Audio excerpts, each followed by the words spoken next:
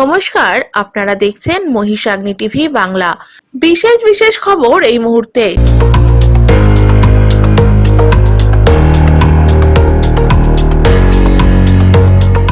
কালিয়াগঞ্জ ব্লকের মুস্তাফানগরে রাস্তা নির্মাণের শুভ সূচনা। বিধানসভা নির্বাচনের দিন ঘোষণা হতেই রাতেই দেখা মিলল কেন্দ্রীয় বাহিনীর।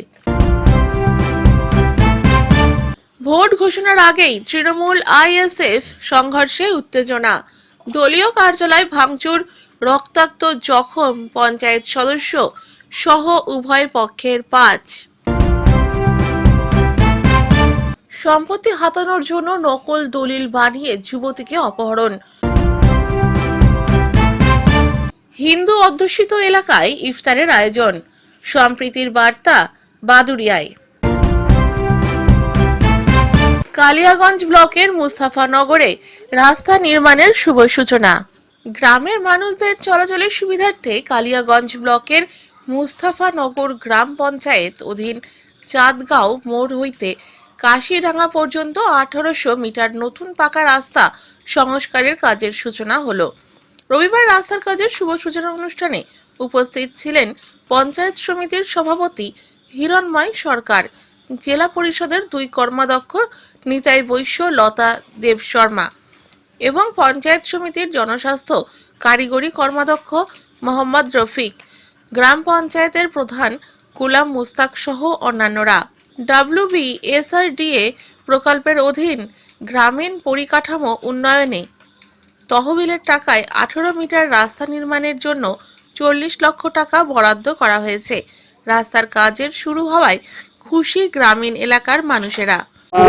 কাশিডাঙ্গার ধনিয়া মোড় অব্দি এই রাস্তাটা একটা রিপেয়ারিং আসছে এবং বেহাল রাস্তা, অত্যন্ত প্রয়োজন ছিল রাস্তাটা। দীর্ঘদিনের দাবি, প্রচুর মানুষ এদিক থেকে সদর কালিয়াগঞ্জে যায়, কুনোড়ে যায়, এদিক থেকে আবার সোজা হেমদাবাদে যায়। সেই রাস্তাটা বেহাল হয়েছিল। আজকে এই রাস্তাটার পশ্চিমবঙ্গ সরকারের অর্থ দপ্তর থেকে এই রাস্তাটা আমরা স্যাংশন করিয়ে এটার রিপেয়ারিং এর কাজ আসছে, রিপেয়ারিং শুরু হলো। এটা 1 কিলোমিটার 800 মিটার রাস্তা, প্রায় 40 লক্ষ টাকায় ব্যয়ে এই রাস্তাটা রিপেয়ারিং হবে এবং আগামী 5 বছরের জন্য এই রাস্তাটা সেই এজেন্সির কাছে থাকবে এবং মেনটেন্যান্সে থাকবে। অত্যন্ত বেহাল রাস্তা। এদিক দিয়ে আমাদের কাশিডাঙ্গা, ধবাইল, গগরা এবং হেমতাবাদের মানুষজন, সাথে শাহপুরের মানুষজন আমাদের কুনোড়ে যায়, কালিয়াগঞ্জে যায়, মূল সদরে যায়।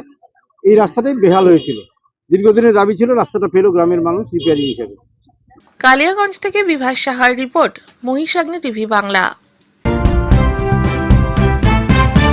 বিধানসভা নির্বাচনের দিন ঘোষণা হতেই রাতেই দেখা মিলল কেন্দ্রীয় বাহিনীর। আসন্ন 2026 সালের বিধানসভা নির্বাচনের দিনক্ষণ ঘোষণা করল জাতীয় নির্বাচন কমিশন। আর সেই ঘোষণার পরেই সুন্দরবনের হিঙ্গলগঞ্জ বিভিন্ন এলাকায় টহল দিতে দেখা গেল কেন্দ্রীয় বাহিনীর জওয়ানদের। স্থানীয় মানুষদের সঙ্গে কথা বলছেন, সাধারণ ভোটাররা যাতে নির্বিঘ্নে ভোট দিতে পারেন তার জন্য আশ্বস্ত করছেন। ভোট ঘোষণার আগেই তৃণমূল আইএসএফ সংঘর্ষে উত্তেজনা, দলীয় কার্যালয় ভাঙচুর, রক্তাক্ত জখম পঞ্চায়েত সদস্য সহ উভয় পক্ষের 5। হাড়োয়া থানার জাঙ্গালাটি এলাকার ঘটনা। তৃণমূলের অভিযোগ, আইএসএফ দলের কর্মীরা এলাকায় অশান্তির পরিবেশ সৃষ্টি করেছিল। এই দিন এক কিশোরকে মারধর করে আইএসএফ কর্মীরা। পঞ্চায়েত সদস্য সিরাজুল মোল্লা ঘটনার খবর পেয়ে ঘটনাস্থলে এলে তাকে কোদালের বাট দিয়ে মেরে মাথা ফাটিয়ে দেওয়া হয় বলে অভিযোগ। 2 দলের বিরুদ্ধে দলীয় অফিস ভাঙচুরের অভিযোগ করেন। পঞ্চায়েত সদস্য সহ উভয় পক্ষের 5 জন আহত হয়। এই ঘটনায় এলাকায় উত্তেজনা সৃষ্টি হয়। ঘটনাস্থলে পুলিশ। 15ই মার্চ আমাদের হাড়োয়া বিধানসভার অন্তর্গত হাড়োয়া পঞ্চায়েতে জাঙ্গালাটি গ্রামে আমাদের ছেলেরা প্রতিদিনের ন্যায় আজকেও সকালে পার্টি অফিসে বসেছিল। এমতো অবস্থায় টিএমসির কিছু দুষ্কৃতী বাহিনী ওখানে এসছে। তারা দীর্ঘদিন ধরে আমাদের ছেলেদের হুমকি দিয়ে আসছে এবং আজকেও হুমকি দিয়েছে যে এই করব তাই করব। আমাদের ছেলেরা তাদের প্রতিবাদ করে, আমাদের ছেলেদেরকে তারা মারধর করেছে, টিএমসির দুষ্কৃতীরা মারধর করেছে এবং তাতে আমাদের ছেলেরা আহত হয়েছে, একজনের হাতে লেগেছে এবং তার একজনের ওয়াইফকেও মারধর করেছে। এবং ইন্ডিয়ান সেকুলার ফ্রন্টের যে কার্যালয় ছিল জাঙ্গালাটিতে সেটাও ভাঙচুর করেছে। এই ধরনের বিষয়কে আমি তীব্র নিন্দা জানাচ্ছি। এর বিরুদ্ধে অবশ্যই আইনত ব্যবস্থা নেওয়া হবে। আর আরেকটা জিনিস বলার, পুলিশ থাকাকালীন পুলিশ থেকেই কিন্তু ওখানে পুলিশের সামনেই পার্টি অফিস ভাঙচুর করা হয়েছে। পুলিশ কিন্তু একদম দর্শকের ভূমিকা পালন করেছে। এইটুকুই বলে পুলিশকে বলবো যে আপনারা সঠিকভাবে দেখুন, এই সবগুলো করতে দেবেন না, করলে কিন্তু হাড়োয়াতে আরও উত্তেজনা হবে, পরবর্তীতে আরও সমস্যা হতে পারে। আর গেরিতে আমার জেসিবি চলছিল, গেরির থেকে উঠে এলাম, আমাদের প্রধান সাহেব ফোন করলো যে একটু পার্টি অফিসে এসো, একটু সমস্যা হচ্ছে। আর সেই জায়গায় গিয়ে আমি দেখলাম যে এটা মানে আইএসএফ আর টিএমসি আমাদের পার্টি অফিসে এসে ভাঙচুর করছে, আইএসএফের লোক। সেখানে আমাদের টিএমসির ছেলেপিলে বাধা দিচ্ছে যে কেন তোমরা এসবগুলো করছো, কেন করবে কেন, এইসব বলতে বলতে আমি সেখানে গিয়ে দাঁড়িয়েছি।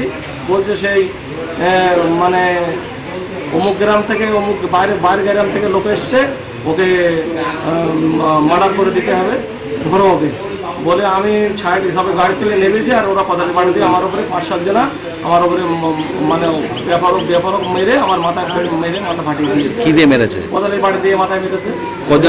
কজন আহত হয়েছেন আপনাদের? আমরা আহত হয়েছি 3 জনা। মূলত ঝামেলাটা কি নিয়ে? মূলত ঝামেলা নিয়ে আমাদের পার্টি অফিস ভেঙে দেবে, টিএমসির পার্টি অফিস ভেঙে দেবে লোকে। আর সেইটা আমরা বাধা দিয়ে আমি মানে আমাদের অন্য লোকজন বাধা দিয়ে গিয়েছিল। আর আমার প্রধান সাহেব ডেকেছিল পার্টি অফিসে এসেছিল, আমি সেখানে গিয়েছি, গিয়ে মানে ঝামেলা। আমি তো সেখানে দাঁড়িয়েছিলাম, আমার দাঁড়ানোর অবস্থা, আমি কিছুই করিনি, কিছু মুখ দিয়ে কোনো কথাই বলিনি। আপনাদের পার্টি অফিস ভাঙচুর করেছে? হ্যাঁ, পার্টি অফিস ভাঙচুর। কি নাম আপনার? আমার নাম সিরাজুল মোল্লা। আপনি কে? আমি টিএমসি মেম্বার। কোন পঞ্চায়েতের? পঞ্চায়েত। বুথ নাম্বার কত আপনার? Booth number 210। দেখুন, হাড়োয়া বিধানসভায় তৃণমূল একটি জিনিস দীর্ঘদিন ধরে করে আসছে, সন্ত্রাস এবং বিরোধীদের রাজনীতি না করতে দেওয়া। এইবার লড়াইতে যেহেতু আইএসএফ এবং বিজেপি আছে, তৃণমূল হাড়োয়াতে লড়াইতে নেই। মারছে মুসলমান, মরছে মুসলমান, বারবারই এই জন্য বিরোধীদের ওপরে আক্রমণ করছে। আজকে নির্বাচন ঘোষণা হয়ে যাবে, আগামী দিন তৃণমূল ঘরে বসে থাকবে, লড়াই করবে বিজেপি এবং আইএসএফ গণতান্ত্রিক পদ্ধতিতে। তৃণমূল সন্ত্রাসবাদী দল, বাংলা থেকে উৎখাত করার জন্য হাড়োয়ার মানুষ একত্রিত হয়ে আছে। সম্পত্তি হাতানোর জন্য নকল দলিল বানিয়ে যুবতীকে অপহরণ। জমি মাফিয়াদের কাছ থেকে জমি ও অপহরণ হয়ে যাওয়ার বোনকে ফেরত পাওয়ার জন্য আদালতে মামলা দায়ের। অপহরণ হয়ে যাওয়া যুবতীর দাদার। হাসনাবাদ থানার অন্তর্গত বেশ কিছু জমি মাফিয়ারা মায়া বিশ্বাস নামে এক যুবতীর নামে একটি ভুয়ো দলিল বানায়। মায়া বিশ্বাস তার মেয়ের সম্পত্তির ভাগ পেয়েছে এই বলে একটি ভুয়ো নথি বানায় তৎকালীন সিপিআইএম এর বেশ কিছু দাপুটে নেতারা। সেই সম্পত্তি মায়া বিশ্বাসের কাছ থেকে ওই দাপুটে সিপিআইএম নেতা তথা এলাকার জমি মাফিয়ারা কিনেছে বলে আরও একটি নথি বানায়। এই নিয়ে মায়া বিশ্বাস সহ তার বেশ কয়েকজন দাদারা হাসনাবাদ থানায় লিখিত অভিযোগ জানিয়েছিলেন। মায়া বিশ্বাস যে মায়ের সম্পত্তির ভাগ পেয়েছে সেই দলিলটা ব্যবহার করা হয়েছে, সেই দলিলটা সম্পূর্ণ ভুয়ো ও মায়া বিশ্বাস যে সম্পত্তিটা ওই সমস্ত জমি মাফিয়াদের বিক্রি করেছে সেই নথিটাও সম্পূর্ণ ভুয়ো বলে দাবি করা হয় মায়া বিশ্বাস ও তার ভাইদের পক্ষ থেকে। এই নিয়ে হাসনাবাদ থানায় লিখিত অভিযোগ দায়ের হওয়ার পরেই মায়া বিশ্বাস নিখোঁজ হয়ে যায় 2014 সালে। সেই থেকে আজও পর্যন্ত নিখোঁজ ওই যুবতী। এই ঘটনার বিবরণ জানিয়ে নিখোঁজ হয়ে যাওয়া যুবতী মায়া বিশ্বাসের দাদা সুকুমার বিশ্বাস, রবীন্দ্রনাথ বিশ্বাস সহ বেশ কয়েকজন বিভিন্ন প্রশাসনিক দপ্তর থেকে শুরু করে থানায় লিখিত অভিযোগ জানিয়েছিলেন, কিন্তু আজও পর্যন্ত কোনো ব্যবস্থা নেয়নি প্রশাসন। এমনটাই দাবি সুকুমার বিশ্বাসের ও তার ভাইদের। এই সুকুমার বিশ্বাস ও রবীন্দ্রনাথ বিশ্বাসের দাবি তৎকালীন দাপুটে সিপিআইএম নেতা বর্তমানে তৃণমূল নেতা সুদীপ মুখার্জি ওরফে পিন্টু সহ বেশ কয়েকজন জমি মাফিয়ারা পরিকল্পনা করে ভুয়ো নথি বানিয়ে এই সম্পত্তি হাতিয়েছে। এই সম্পত্তি যাতে ফিরে না পায় তার জন্য ওই যুবতীকে অপহরণ করে রেখেছে। সম্প্রতি এই নিয়ে কলকাতা হাইকোর্টে মামলা দায়ের করেছে সুকুমার বিশ্বাস ও রবীন্দ্রনাথ বিশ্বাস। তাদের দাবি তাদের জমি ফিরিয়ে দিতে হবে ও তার বোনকেও ফিরিয়ে দিতে হবে। এই বিষয়ে অভিযুক্তদের প্রতিক্রিয়া পাওয়া গেলেও তার পুরোটাই অস্বীকার করেন এবং বলেন, আমরা বিভিন্ন জায়গায় জমি কেনা বেচার ব্যবসা করি, কার বোন কোথায় চলে যাচ্ছে কি পাওয়া যাচ্ছে না আমরা খোঁজ খবর রাখবো কিভাবে। অভিযোগ আমাদের বসত ভিটিবাড়ি। ভিটিবাড়ির আশেপাশে কিছু দুষ্কৃতী ছেলেরা আমার বোনকে ক্যাপচার করে তাকে মগজ ধোলাই করে তার কাছে সম্পত্তি লিখে নেয়, লিখে নিয়ে আর তার সাথে আরও অনেক লোক আছে। হ্যাঁ, আর তার মধ্যে কয়েকটা নাম আমি জানি, আমি বলছি: সুদীপ্ত মুখার্জি, কিলিপ মণ্ডল, এইরকম আরও অনেকে আছে। এরাই সম্পত্তিরা নিয়েছে আমার বোনের কাছ থেকে। হ্যাঁ, সব শাসক দলের লোক। ভুয়ো দলিল করে নিয়েছে, দলিলের কোনো সাক্ষী নেই, কোনো কিচ্ছু নেই। হ্যাঁ, নিয়ে বোনটাকে আউট করে দিয়েছে। বোনটাকে আমরা আজ খুঁজে পাচ্ছি না। মূল কারণটা ও আমার মা ওর নামে কোর্টে কেস করেছিল, মামলা করেছিল, কোর্টে হাজিরা দেয়নি, তাকে আউট করে দিয়েছে এইসব দুষ্কৃতী ছেলেরা। হ্যাঁ, এই সম্পত্তি হাতাবার জন্য ওরা আমার বোনটাকে আউট করে দিয়েছে, তাকে খুঁজে পাচ্ছি না। আমরা চাই যে আমাদের সম্পত্তি আমাদের কাছে ফিরিয়ে আসুক, আর বোনটা ফিরিয়ে আসুক আমাদের কাছে। আমার নাম রবীন্দ্রনাথ বিশ্বাস, আমরা 5 ভাই: সুকুমার বিশ্বাস, বাপি বিশ্বাস। মূল অভিযোগটা যে আমার একটা কুমারী বোন ছিল, সেই বোনের থেকে একটা ভুয়ো দলিল বানিয়ে দিয়ে সেই বোনের থেকে সম্পত্তিটা কিছু দুষ্কৃতী ব্যক্তি হস্তান্তর করে নেয়।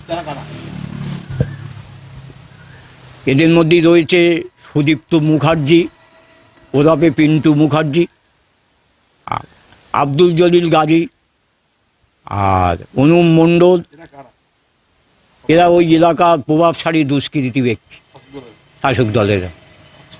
হ্যাঁ, এরা আপনার বোনকে কিডন্যাপটা করতে গেল কেন? মানে এটা ফায়দাটা কি কিডন্যাপ করতে? ফায়দাটা যে তাকে একটা ভুয়ো দলিল বানিয়ে দিয়েছে, সেই দলিল থেকে ওরা সম্পত্তিটা হস্তান্তর করে নিয়ে সে যদি মানে বিচারের জায়গায় যদি কোর্টে আসে, তাহলে তো সত্যটা প্রকাশ হয়ে যাবে। তাকে এরা কিডন্যাপ করেছে, না মেরে দিয়েছে, না বিক্রি করে দিয়েছে, সে নিখোঁজ। চাইছি আমাদেরকে তো গ্রাম থেকে ঘরদোর ভেঙে গ্রাম ছাড়া করে দিয়েছে, আমরা গ্রামে ফিরে যেতে চাই এবং আমার বোনটাকে উদ্ধার করতে চাই, যে তাকে আমরা পেতে চাই। সে কোথায় আছে জানি না। হ্যাঁ, আমার নাম সুকুমার বিশ্বাস। যে সম্পত্তি মায়া বিশ্বাসের বলছে, উনি তো আমাদের 4 জনের কাছে বিক্রি করেছিল। আমি একটা প্লট নিয়েছিলাম 10 শতকের, আর একজন এরকম 10 শতক, একজন 7 শতক, 6 শতক, এরকম 4-5 জনের কাছে বিক্রি করেছে। বেশ পয়সা দিয়েছি, জমি কিনেছি, এছাড়া তো আর কিছু তার সাথে আমাদের কোনো রিলেশন নেই। অভিযোগটা করার কারণ হচ্ছে, যেটা আমার মনে হয়েছে, মা তার মেয়েকে দানপত্র করে, মেয়ে জমিগুলো বেচে টাকাটা মেয়েই স্বাভাবিক পায়, যেহেতু জমির মালিক মেয়ে, এবং ভাইগুলো এইগুলোই মিথ্যে করে লটাচ্ছে, আর কিছু না। তাদের অভিযোগ হচ্ছে যে দলিলটা আছে, সেই দলিলটাও নাকি ভুয়ো। তো ফাও কথা বলছে, ও তো রেজিস্ট্রি দলিল কি আনরেজিস্ট্রি দলিল নাম্বার দিয়ে রেজিস্ট্রি অফিসে সার্চ করলেই তো পাওয়া যাবে দলিলটা অরিজিনাল রেজিস্ট্রি কি না আনরেজিস্ট্রি। তো ফাও গল্প করে তো লাভ নেই। ওই 776/12 দলিল নাম্বার আমার যতদূর সম্ভব মনে আছে, তো ওইটা তো রেজিস্ট্রি অফিসে গিয়ে দেখলেই তো বোঝা যাবে যে এই নাম্বারে কি রেজিস্ট্রি হয়েছে, রেজিস্ট্রি অফিসেই তো প্রমাণ হয়ে যাবে। তো বেকার হচ্ছে। ওর ভাইগুলো যেহেতু টাকা পায়নি, বোন সব টাকা আমাদের কাছ থেকে নিয়ে আমাদের 4-5 জনকে লিখে দিয়েছে যে কিনেছে আর কি। এখন ওই এই করতে এইসব তাল করে বেড়াচ্ছে। বোন কোথায় আমি কি করে বলবো? জমি দিই, পয়সা নিয়েছি, জমি কিনেছি, রেজিস্ট্রি অফিসে টাকা দিয়েছি, সে লিখে দিয়ে চলে যায়। সে কোথায় আমি কি করে? অভিযোগ ওই তো বললাম, অভিযোগ ওই যে ওই হচ্ছে, যেহেতু আর ভাইরা টাকা পায়নি, মা বোনকে লিখে দিয়েছে মা, এবার বোন আমাদের কাছ থেকে বেচে টাকা নিয়েছে, সেই জন্যই ওরা এই গায়ের জ্বালা এইসব করছে।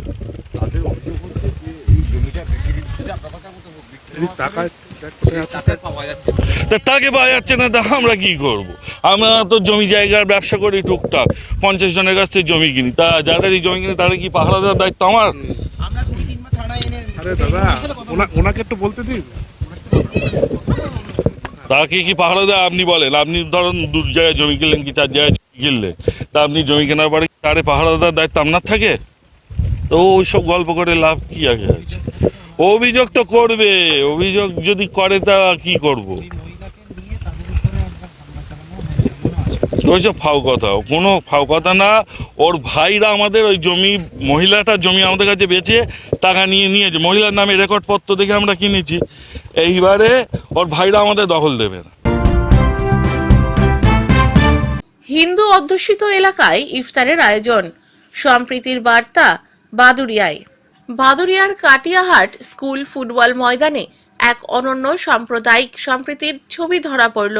রমজান মাসকে সামনে রেখে বাদুড়িয়া বিধানসভা তৃণমূল কংগ্রেসের উদ্যোগে আয়োজিত হয় এক বৃহৎ ইফতার মেহফিল। অনুষ্ঠানে হিন্দু ও মুসলিম উভয় সম্প্রদায়ের প্রায় 6000 মানুষ একসঙ্গে উপস্থিত হয়ে ইফতার করেন। বিশেষ তাৎপর্যপূর্ণ বিষয় হলো এই ইফতার মজলিসের আয়োজন করা হয় কাটিয়াহাটের একেবারে হিন্দু অধ্যুষিত এলাকায়। স্থানীয় মানুষের স্বতঃস্ফূর্ত অংশগ্রহণে সেখানে যেন উৎসবের পরিবেশ তৈরি হয়। ধর্ম বর্ণ নির্বিশেষে সকলেই একসঙ্গে বসে ইফতার করার মধ্যে দিয়ে সম্প্রীতি ও সহাবস্থানের বার্তা তুলে ধরেন।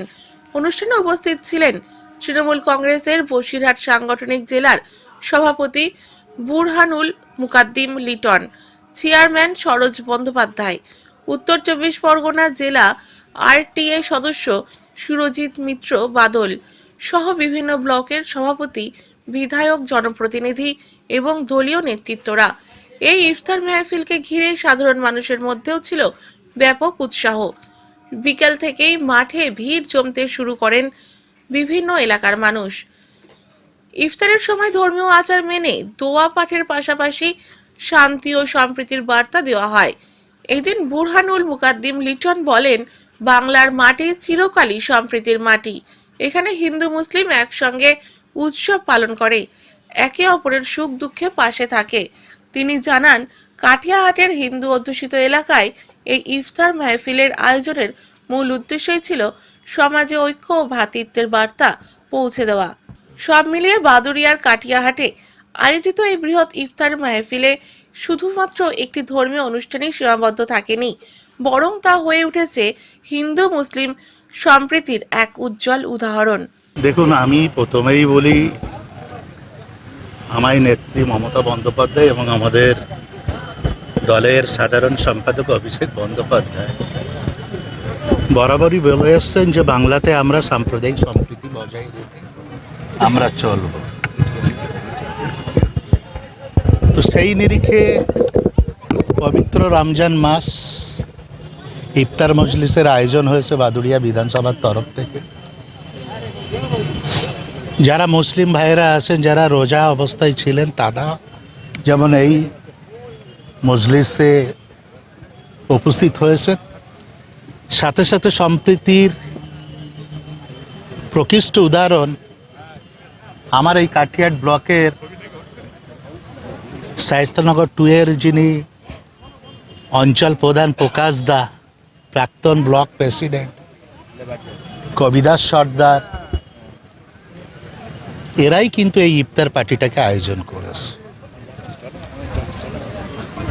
ব্লকের সহসভাপতি মিজানুররা যেমন একাধারে সারাদিন রোজা অবস্থায় থেকেছে, আজকের ডেটে দীপঙ্কর ভট্টাচার্য মিউনিসিপ্যালিটির চেয়ারম্যান নিজ তাগিদেই অন্তত 50 জন হিন্দু ভাইরা এসে আমাদের এই ইফতার মজলিসকে সাফল্যমণ্ডিত করেছে, সেটা আপনারা পরিলক্ষণ করেছে। আবার বাঙালির শ্রেষ্ঠ উৎসব দুর্গাপুজো যখন হয়, আমরা বাদুড়িয়ার বুকেতে আমি নিজ দায়িত্ব নিয়ে একটা শারদ উৎসব পালন করি। তো বাংলার মাটিতে এই সম্প্রীতির বাতাবরণ আসে, থাকবে, এবং এটাই তৃণমূল কংগ্রেস এই শিক্ষা আমাদেরকে দিয়েছে। এখানে আমরা কম বেশি প্রায় ৬,০০০ উভয় সম্প্রদায়ের মানুষ আজকের এই ইফতার মজলিসে আমরা সমবেত হয়েছে। বসিরহাট থেকে মৌসুমী দাসের রিপোর্ট, মহিষাগ্নি টিভি বাংলা। সারা সপ্তাহের খবরের জন্য সংগ্রহ করুন বাংলা সাপ্তাহিক মহিষাগ্নি পত্রিকা। ই পেপার বা ওয়েবসাইটের জন্য লগ ইন করুন www.mohisagnipotrika.com। এছাড়াও ইউটিউব এবং ফেসবুক থেকে চ্যানেলটি দেখলে অবশ্যই সাবস্ক্রাইব করে সঙ্গে থাকুন।